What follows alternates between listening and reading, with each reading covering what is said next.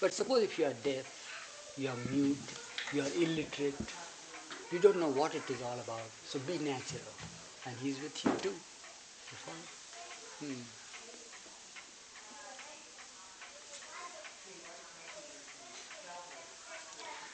Don't try to be something special. But instead of your being special, make him to be most special in your life. You follow? Then there is a very happy rapport between you and him. Instead of your wanting to be special, make him to be your special in your life. Yes? I'm sorry to interrupt. It's not so much what you do, it's how you do it, how you remember Baba when you're doing something, isn't it? Yeah. I mean, like I had a difficulty when I had my business. I thought, oh, this is, here I am, a businessman, a capitalist and all this, and I thought this is, this is not good. It took me a long time to be able to understand that it wasn't so much, that I was a businessman, which some people say, is naturally bad, or evil, whatever. It's, what kind of a businessman are you? And how you bring that in relationship with your life with Baba.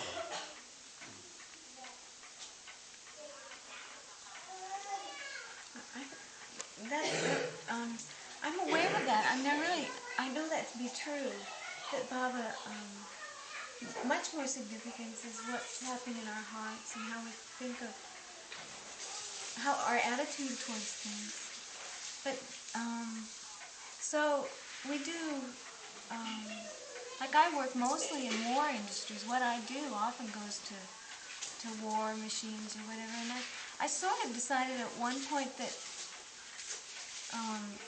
what I was doing wasn't so important, but how I did it. Yeah, that's right. And I sort of feel it's okay, but every so often it seems like nothing I do really makes anybody around me happy, or I don't feel very powerful, but that's definitely. I guess my ego is just shortly behind all these problems. It's very close behind every one of them. But it's not your problem, it's problem with us all. Yeah. Yeah. So what you have to do is to cultivate your ego to be a good companion to the real ego that is within you. Yeah. This reminds me of a little episode. There was a Baba lover. She was one who was helping in the research, medical field. And she had to deal with, analyzing the bloods and all that, the drugs that go through the bloodstream, the reactions that take place and all that of the different drugs and all that. So almost every day she had to slaughter a rabbit. How do you like that if you were to do that? You are thinking, you are feeling worried about the sketches that you do for war businesses and all that.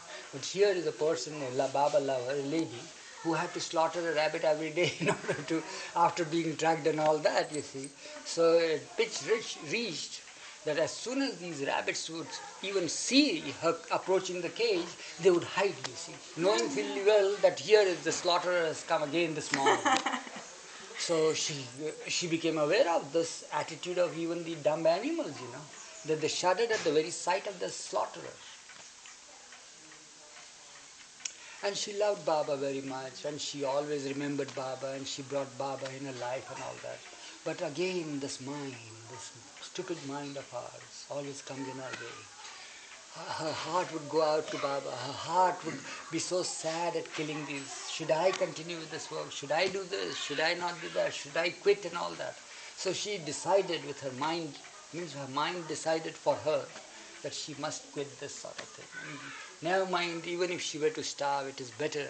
Because in the evening, she had to take the rabbits, and what to do now? They don't want to have rabbits. Many times her dinner would be rabbits, almost every night, she would say. So she had to cook and eat it. Might as well. Yeah. She took the blood out and then... Yeah. So this is all, this was her life. Yeah. So she one day got so fed up about it and she wanted to quit this. and she didn't know what to do. The only way is to just quit this and go for some other job or something else other than this. So before doing that, it was very lucrative. Means giving money, good amount of pay she was receiving for all this research and all that, but she didn't like it. So before quitting this job, she went to the center, Myrtle Beach Center, and she said, well, she would think about it. There Baba might prompt her for other ways and means of a livelihood or do something. Before quitting, final decision, she wanted to live with Baba. So then Kitty met her. You know Kitty, have you gone to the center? I met her in California. You haven't visited the center yet. Oh, sometimes do go there. It's a beautiful place. Baba's place it is. So what happened is that Kitty saw her and says, well, what's the matter with you, Betty? Her name was Betty, by the way. What is it? She was so lively and all of a sudden, what happened? What's playing on your mind? Says, Kitty, I'm thinking of quitting my job and I have to come to some decision. Why do you want to quit your job? So she, of course, opened her heart to her, and this is how I feel within her. But Betty, do you realize what will happen to those rabbits after you leave? She says, well, no, I never give a thought. Somebody else would come and slaughter. So at least you are slaughtering with the name of Baba. They hear Baba, at least if they are not conscious about it, not aware about it, but what you are doing is taking their life with Baba's name on your lips. Anybody else would come and what will they do? Nothing. They will do the same thing. Means you are not going to save rabbit's life like that by quitting the job. Somebody else will take the job. But at least you are aware of Baba, you have the feeling for the rabbits, you have got everything there to help the rabbits. So why want to quit? Continue with your job. He has placed you in it. You have to do your duty. Why feel worried about it? Bring Baba into your life. How you slaughter them. That is again the same thing what Jim says. How you do it. How you do your business. How you take actions. That's more important.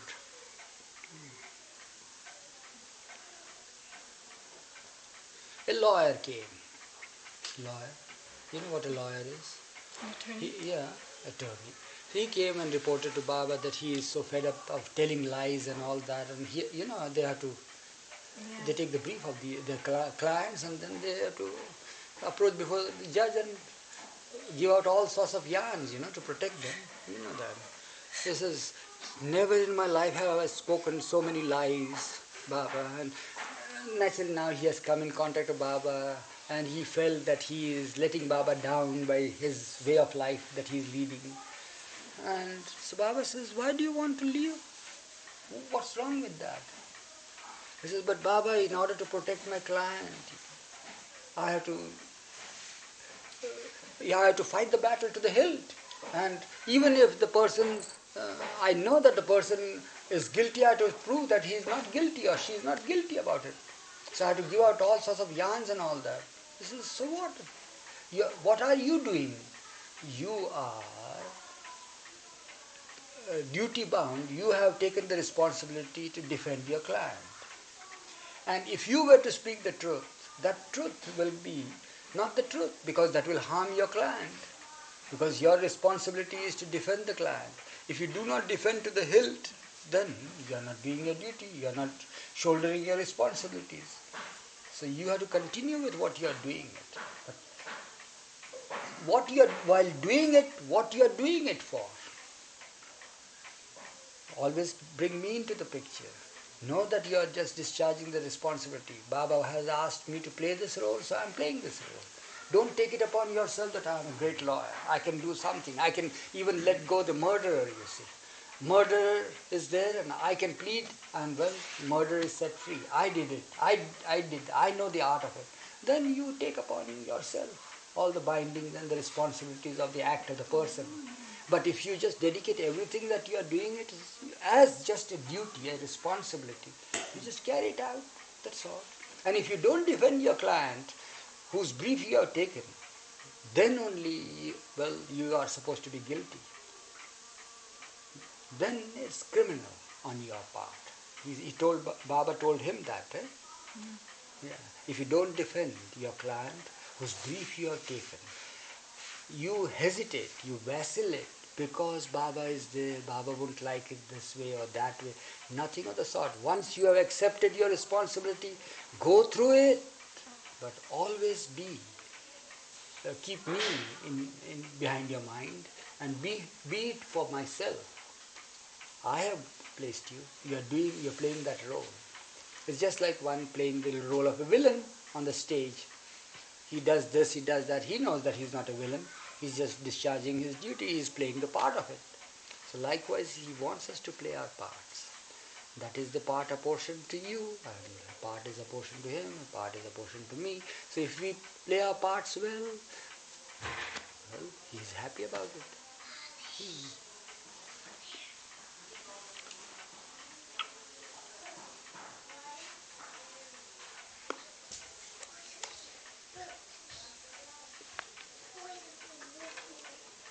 Didn't I tell you the story about the other day? I think we were telling the story about one who had come to Muhammad.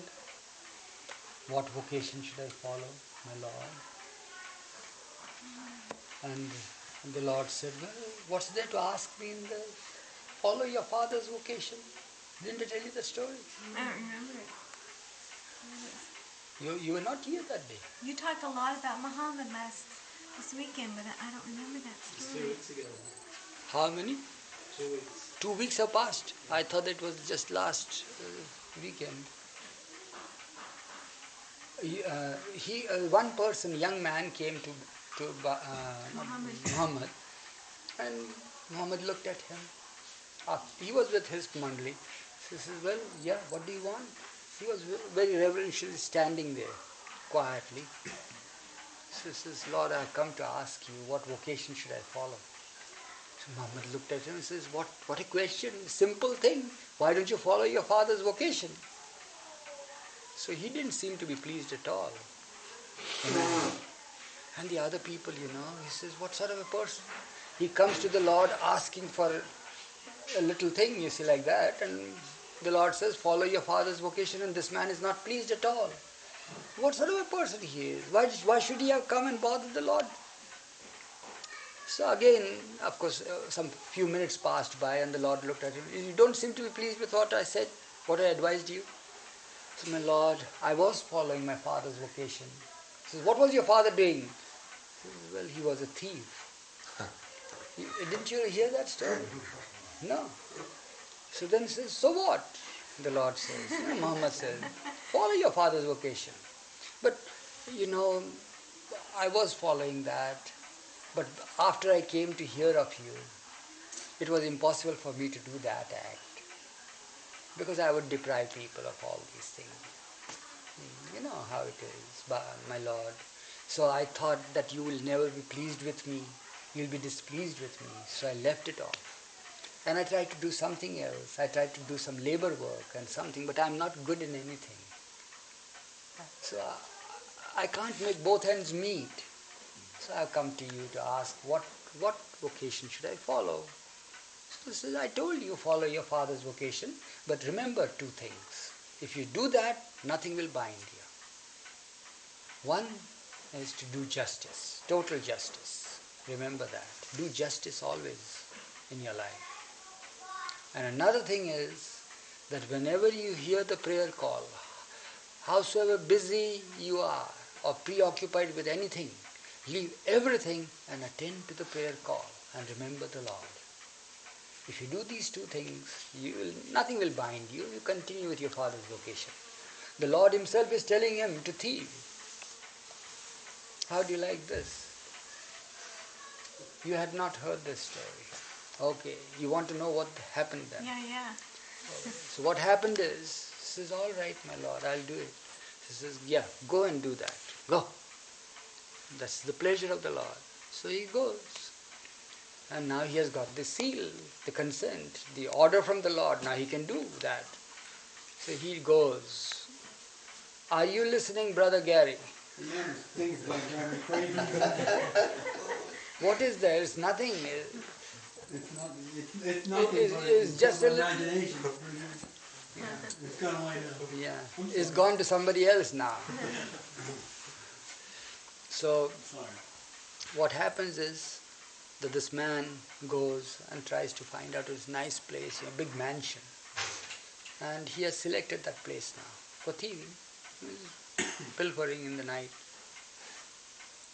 There he puts the noose round a big turret that is there, throws a rope, a noose, and climbs on the top. From the top he gets down. In Arabic countries, they have the different architectures. You see, at that time they needed a lot of air to come inside. You see, because of this hot stuff and sandstorms and all that. So they used to always have on the terrace a little ventilation like that, a roof that through a room on the top, and then they would come down. So he knew all that. He was an adept thief, you see. So he came down the staircase, and there he is there in the night. And he knew there were no banks at the time, nothing. He knew where the savings were kept by the family and all. It was in the hearth, where the kitchen is all the time. Hearth? Yeah, hearth. So why? Because all the time there is always the presence of women there, you see, or children or men or somebody there. It's the safest spot in the house. So he starts feeling there, and the ground is uneven because they used to dig pits there and bury their treasure there. Whatever the savings of the year, convert into gold pieces and bury them. That was the saving at the end of the year. So he knew that, and 25 bags he could unearth from there that day, that night. 25 bags of gold, mind you, pieces. And he was very happy with the Lord's bounty, the thief. And he was so happy and all that. But he had to hurry up because this took a lot of time. So he had to get back now, out of this place, hot spot. So he, in a hurry, he collects all those bags and slings it across his, shoulder, and he's about to climb the step. He takes a couple of steps there, and all of a sudden, he had forgotten the Lord, you see. He gave thanks to the bounty of the Lord and then forgot. But again he took 1-2 steps, again he remembers the Lord. He said, do justice.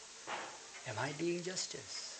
Depriving the whole family, big family, rich family, of all the wealth that they had stored. And I am all by myself. I am a bachelor. I am a young man. How is it? It's not justice. No, his mind says, one bag. He takes another step. This is not justice. 24 bags with me, and I just give one bag to this big family. How will they maintain themselves? So you see how it is. See, this is living with him in all our acts. Again, 2 bags, 3 bags. He's climbing the staircase, 4 bags, 5 bags. Eventually, when he got up to the terrace, he is satisfied with having 5 bags. He says, no, that is justice. I have 5, 20 for a big household. That's justice. Fine. Now he's hurrying. Right across the terrace, he tries to slide down the rope. As he puts his leg out, one leg out, to slide down, you see, he hears the prayer call. It's morning time, dawn. Not dawn yet, 4 o'clock in the morning. Allahu Akbar. Oh, he says, my Lord had told me, whatever be the thing. So he comes back on the terrace, puts the whole thing down, and he stands there and starts praying. On the terrace of the house where he has looted the place. The family there, the headman there, hears this. And all of a sudden wakes up his wife, says, hey, listen, do you hear anything here right on the top of us? He says, yes, there's somebody praying in the house. Who could he be? We don't pray in the house. We don't need anything to pray for. We are well off. There's nothing to ask the Lord for anything. Who could he be? He's a stranger, it seems, not from. So they go and peep inside, and they find their daughter, grown-up daughter, is fast asleep. Nobody's there, but it's a man's voice, woman says. It's not a woman's voice that you go there. So come on, let's go up there. Somebody has come. While they are going, they have to pass through the kitchen. And the man trips over the bag. Oh, he says, what is this? But that is our treasure. How did it come out? Who unearthed it? Oh, it must be a thief. Another step. Hurry. Another. He trips over 2-3 bags like that. What's this? So they eventually go up there. And sure enough, a man is shouting out at the top of his voice, praying. Allahu Akbar, and this and that, and all that prayer of the Mohammedan. They stand quietly because they were Mohammedans themselves. Mohammedan is not supposed to interrupt a Mohammedan praying. That's the tradition. They stand quiet. After the prayers are over, not even the first breath was taken by the prayer. So the man interrogates, he says, "Who are you?" He says, "I am a thief." "What sort of a thief are you? To do such thing? You thieved all these things?" He says, "Yes, I did." "Why did you throw the things behind?" "To do justice." "So what do you mean by that? What sort of a thief you are? Who are you?" So he tells his whole life story to the husband and wife there, the owner, man and woman. And both look aghast at this thief, who woke them up, and at the same time he just throws back the loot. And what sort of a thief he could be? Then they related him to the Lord because he told the whole story. And each one gets a thought. This is no common man, common person. He's so handsome, so healthy and so good. He's fit for being our son-in-law. Our daughter is old enough for that. "Are you married?" He says, "No, I'm not yet married." He says, Come down. He says, "No, pardon me. I am a culprit, I am a criminal, I know. But pardon, you can have all this." He says, No, you come down. We won't harm you, come down." So he goes down, and there they give him good breakfast and all that, and they say that we are pleased with your sincerity, your honesty, your forthrightness. Will you please accept the hand of our daughter and become the owner of the whole place instead? Thieving. We are old now.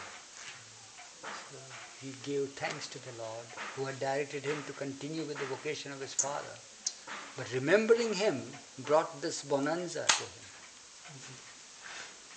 Bringing the Lord into his life, whatever life he led. You follow now? The way of one should lead the life is like that. But this is a true story in the life of Muhammad. Sort of, that tradition is so beautiful. It's all our tradition is also beautiful. Well, I don't but find, we I don't but find we are it not in the aware of Christian- it, I don't find it in There the are many Christian Christians, so much there are things, as good I do things. in other. Yeah. But well, the whole relief from the good and bad helps. I find in Mohammedan stories and Muslim But stories. you and see stuff. why Mohammedan is because the impact of the Advent is still there. You see, was there at the time when these things happened at the time. The impact was there, his being there. And soon after that also the impact is there. Then gradually it faded and you find the chaos now amongst the Mohammedans. See, Arab world, how chaotic it has become now. Yeah. I think another thing about the Christian stories is that there are a lot of really good stories about the saints that were current several hundred years ago, but now you can find them in books now, but they aren't that well known. Like I was just reading a story the other night about Saint Francis, a true story. Yeah. How these thieves who were known in the area as real bandits, bad types, came to one of the little monasteries that he had built, or one of the little churches, and begged, just asked for something to eat. And the man who was there, Francis was out, the man who was there yelled at them and sent them away. And when Francis came back, the man related to him what had happened, and he said, "You take this stuff that he had been buying supplies, you take this food that I've just bought, you go all over the area and find these men and give it to them. Because how can anyone come for charity and go away empty-handed?" So he, after great searching, found them, and they were so touched that then they renounced thievery and became some of his followers. It doesn't have the same point, but it's the same sort of... Yeah, I know that stories of St. Francis are beautiful.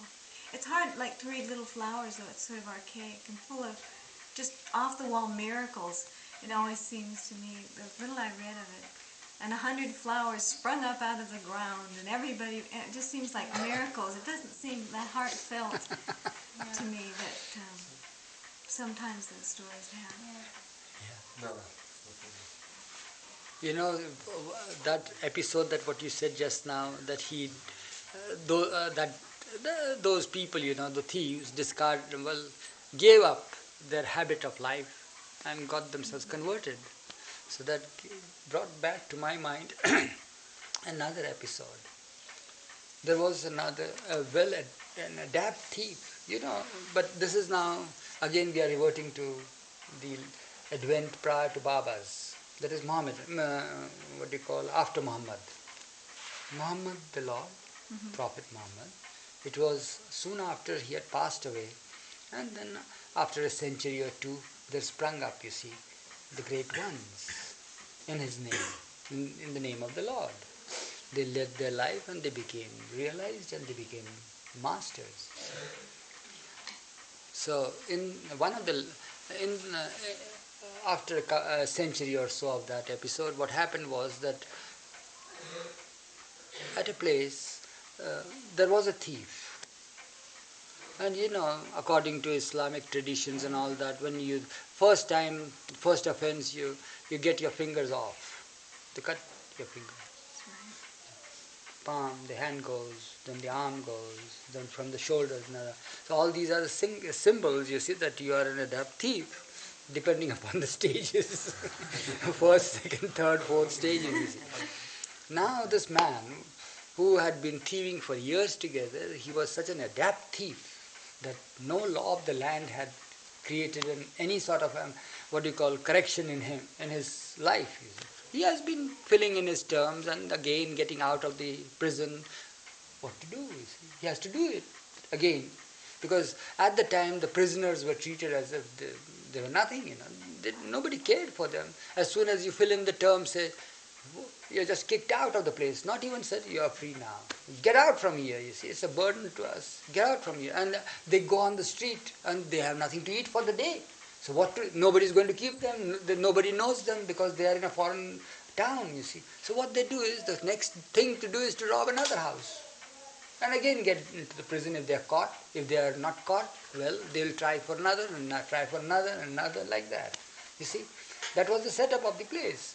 So now this happened with a certain adept thief. He was such a thief that he had lost all his whole arm, whole hand, right from the shoulder joint. Means it was chopped off.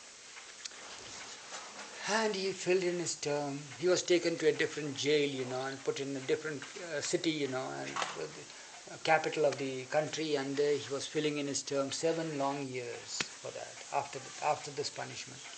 And the day came when he was set free. And when he's set free, as I told you, what they used to do is throw him out. Get out from here. So he is very cautious to hide that mark, the symbol of thieving. You follow? Yes. So he'll throw whatever little cloth piece is there, and then he'll just go about the town, and show off as if he's a respectable citizen. And he goes here and there and all that sort of. And then naturally he's hungry, his stomach is there, the whole thing, you see, in creation, if we didn't have this little span, Barbara, this is a span, see this? And this, a span of this little bag that we have. If we didn't have this, there wouldn't have been any wars, there wouldn't have been any bickerings, any fights, anything. It's just because of this. It's always because of this. The root cause of it is this. So, well, you don't have guts, we say it, isn't it? To dare do that. Because we have guts, we do it. It's so good not to have any guts. But then you are considered to be coward. All right. Let's not digress from our story. So what happened is, this fellow, well, he had guts. He had guts, in spite of his having lost his arm. So he goes and he's wandering on the streets and he goes to the main street there, and a big posh mansion is there. Oh my. Again his mouth started watering. He's an adept thief. He has to do something urgently, immediately for his livelihood. He's in a strange town and city now. It's a city. So it's Baghdad, mind you. So he goes and sees the mansion there. And he goes to the gate. But the gate is shut, the two. So he goes nearby. If he were to be too conspicuous, then somebody would spot, because there are people going on the street up and down and all that. So he just goes, he looks here and there quietly. He's an adept thief, don't forget that. So he just tries to lean against the gate, as if he just, and sure enough he's pushing. And sure enough, it's not latched. I said, it's not latched. There is no latch here. And then he goes here and looks there. And there is a room vacant there. No, there is a room, side room, where you enter in the mansion. There are little steps there. A side room is there, and the door is ajar. Nobody is there, and seems to be a dark room there. So he sees all this. That's how they do it. So he says, well, it might serve me well in the night. So he comes back when it's dark to the place. He's an urgent need, and he has got guts to fill it. So he goes, and he just again, now there are not many people around, you see, so he just leans and pushes, the door open, the gate opens, and immediately gets inside, as if, and he walks straight, as if he's one of the visitors or something. As soon as he goes there, same thing, same sight is there, the door is open to the side room there, and he climbs up the steps, and to his surprise, what he finds is these Persian carpets that are there, storehouse of that, and they are all kept like that. And it's a go down as you call it, what they call storeroom for that. Oh my! So all these different carpets. Even if you were to get one roll out of it, it's enough for him for a month. You see. So but it is so overpowering. The temptation is so overpowering. He, poor fellow, hasn't got a hand.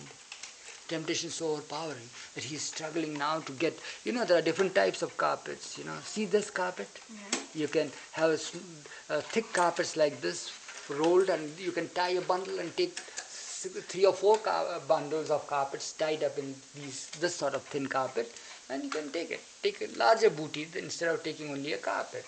So he, being an adept thief, he wanted to have more and more of it, so he is struggling now to put these rolls there and tie it up, but with one hand and one foot and all that, he's struggling.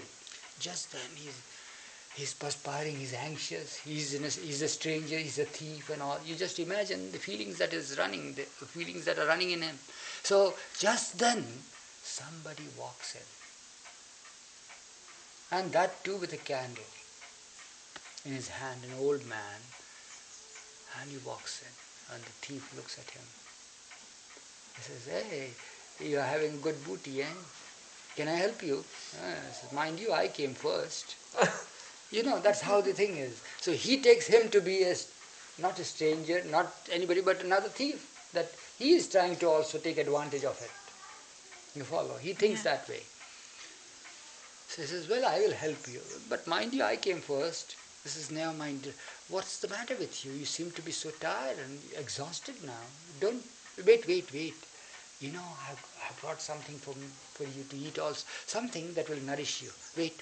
So he puts the candle there on the windowsill, which he didn't like to his distaste, but it seems that he seemed to be a more affable person, So he comes, he says, wait here, I'll come, I've got something that to nourish you, give you nourishment. So he brings a nice big ball of milk. So take it, you'll get more strength, and we'll both take it. I'll help you to get the whole thing out.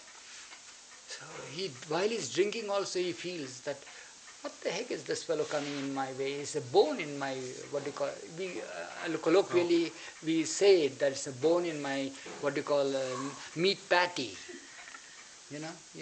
You have minced meat and in your hamburger.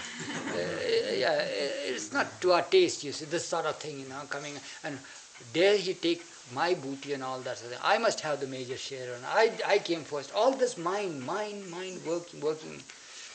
So then he says, look, I will take your help on one condition, that you are the second, I came first, remember that. He says, yes, I'll follow you.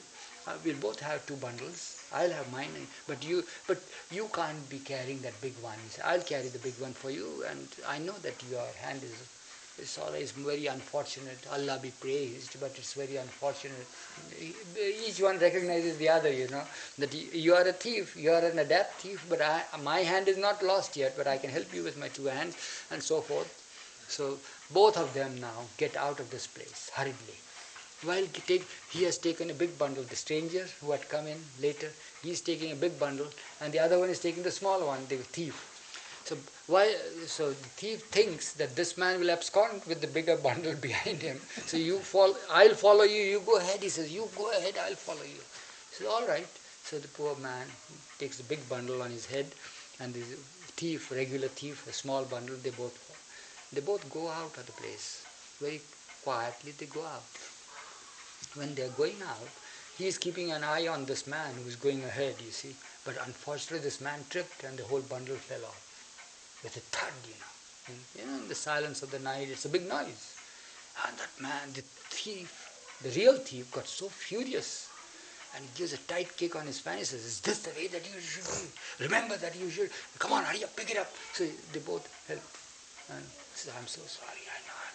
So they both go. Where do you want us to go? He says, come on, I know the place. So they go, and when they go far away, out of the city area, out of the city on the fringes of a little forest, there's a culvert-like thing, on the road for the water to pass through. So there is a little gully like that. So they put the booty there, underneath there, before it is dawn. So they shoved the whole thing. So this man, the other man who had come, says, hey, take the small one if you want to. He says, no, you keep both the things. It's all right, you can have it. I was just to help you. I don't want anything of that sort of thing. I'll find my own way. But remember, if you need any help, I'll be there sometimes. And saying that, he turns his back and goes away. And he's wondering, so who could this man be? He is well aware of thieving and all that, but what is this? So, he doesn't mind. He just hides there. He takes a sigh of great relief and all that. And it's daylight. People have started coming up. But being a guilty man, guilty conscience is there. So always remember one thing, or I don't want you to remember, but we have to remember, the guilty conscience always would want to pay a visit to the site where the guilt always cropped up. I don't know whether you know this fundamental. It is true, isn't it? Scene of the crime. The scene of the crime. Always the criminal would always want to pay a visit to the scene of the crime to see how things are there, you see. So this man, naturally so many carpets have been stolen. So there must be a great uproar there in the morning time. So he just will go, leaving all that, you see, he has hidden them properly, right in the center of the culvert, the little tunnel-like thing that is there. So he goes and he wanders, he comes back to the city. He wanders and all that. And he comes to that same gate. The gate is again the same. The door is still open. There is no uproar there. Everything is so peaceful and so quiet, as if nothing had turned up. He's wondering, whose house could it be? How dare these people keep such precious things like that open and all that? Why is it all that? Whose property is this? So he being a stranger, he goes ahead a little, and there was a shop there. So he loiters there and says, hey, whose mansion is that? So the man looks at him and says, well, are you a stranger to the city? You are asking me this silly question? Yeah, I am a stranger. Whose mansion? He says, go and see whose mansion is. The man is available there. If you want to go, people come there to him. So, can I go inside? He says, oh, anybody can go inside. Anybody can go inside. He says, yeah, you go and find out for yourself. It's kept open for you. So he goes there. And he naturally would want to go first to the scene of crime. So he goes there and finds the same thing, quiet. Everything is there. The disorder was that which he had himself created. Nobody had rectified the thing. He had taken the carpets and all that. So one or two had fallen there on the floor and all that. They were still there and all. So he goes there, but when he is there, he hears loud noises in the adjoining wing. There are quite a few people there, about 100 or 200 people like that. And somebody is saying something loudly, and then there are some voices heard and all that sort of thing. He says, what is this? Who could that be? So he loiters around the veranda and tries to see what's happening in the next wing. There he comes to the door, and there's a big hall there, and people are seated. And he stands there and looks, and the man who's seated there sees him. So he was giving some talk there. He stands up immediately, says, yes, come inside. You want any more help from me? And he goes to him. He's flabbergasted to see this man. He says, yeah, he's the man who was in the night. He says, do you need any more help? Can I come to your help? You want anything? He says, come inside, come inside. He says, yes, I need your help. He says, come on, come. So he takes him round his shoulder, puts his hand and takes him and gives him a seat of preference near him. He says, yeah, what can I do? His heart was so deeply touched by that act of kindness in the night. He stands up there and confesses to the whole crowd who he is. He shows his arms. He says, look at him. I am an adept thief. And you know what this man did in the night to me? And I gave him a kick on his fanny last night.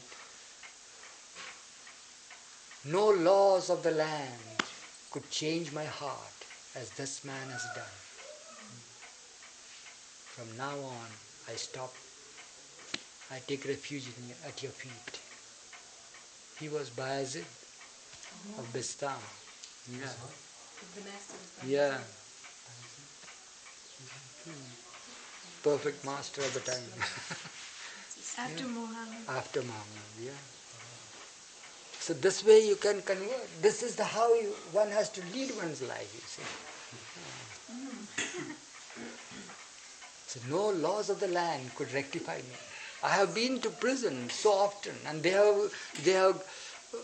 have treated me for my crimes, but they couldn't rectify my life. But just 1 hour or 2 hours in his company has changed my whole life now.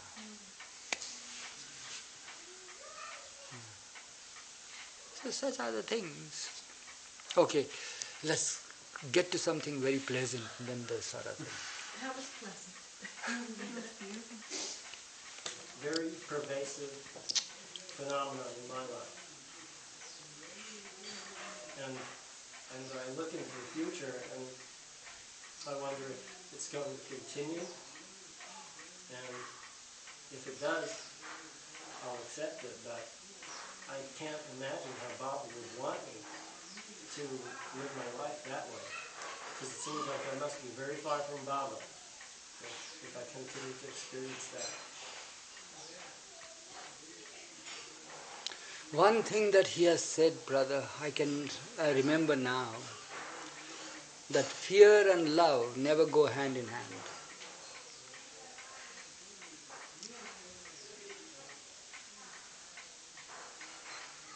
Either you drop the fear and begin to love him, or you drop love and begin to fear him, continue to fear him. Because fear and love never go hand in hand.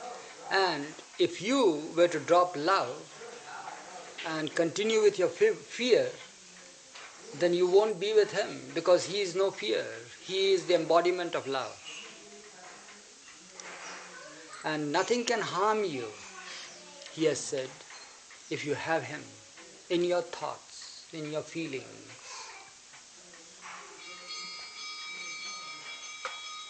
Have no fear whatsoever. Fear will be there, you will be feeling it, you have a complex of fear, gradually it will disappear.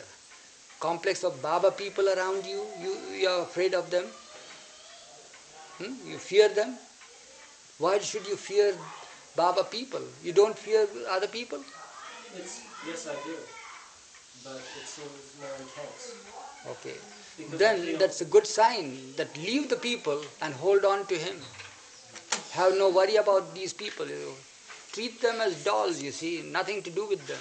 Just hold on to him, you see. Hope he doesn't create fear in you. No. So that's wonderful. So that's a sign that have nothing to do with anybody in the world. Have only anything and everything to do with him. Just live for him and want to die for him. That's all. Why should you have any Baba people or any people in the world? Have nothing to do with them. Why should you fear them? Why should you not fear them? Have nothing to do with them. Just hold on to him, be with him, think of him, live in him, make him live in you.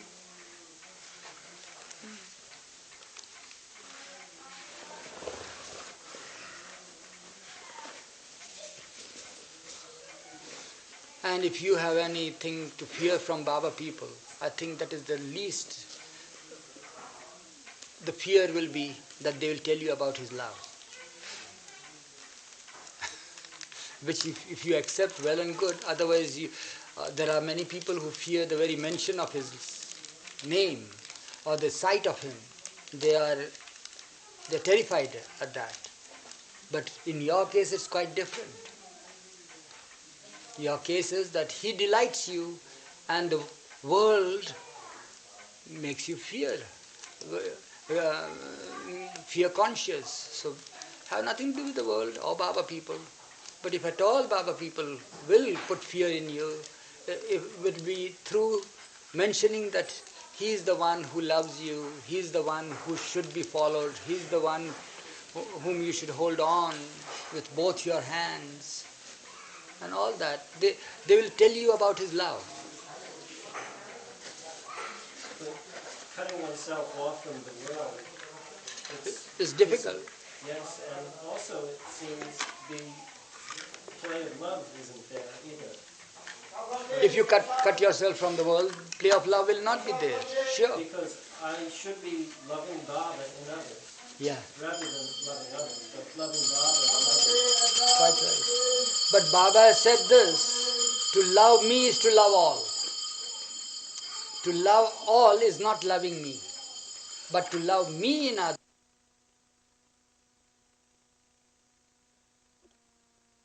You are not seeing from above or from below you are seeing the effulgence. No. You find yourself totally circumvented and circumscribed by that effulgence. You are in it, in that infinite effulgence that he is. Then you begin to love. Real loving begins there. When you start loving, then what happens is that you want to drown yourself in it. You follow? You want to merge in it. The heart is at it has flared up, just as you have the flares in the sun. It just flares up, you see. But you want to become one. You don't want to be the heart. You want to be it, the flame itself. You see, the effulgence. And that is an obstacle also.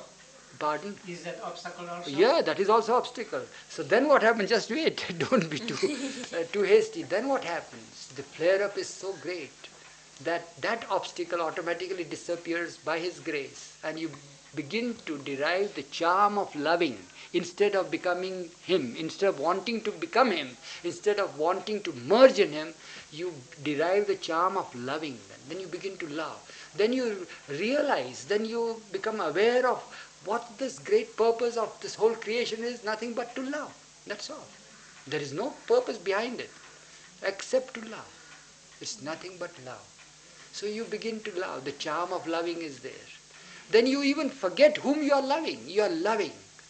Then that beloved, that divine beloved, that real self of yours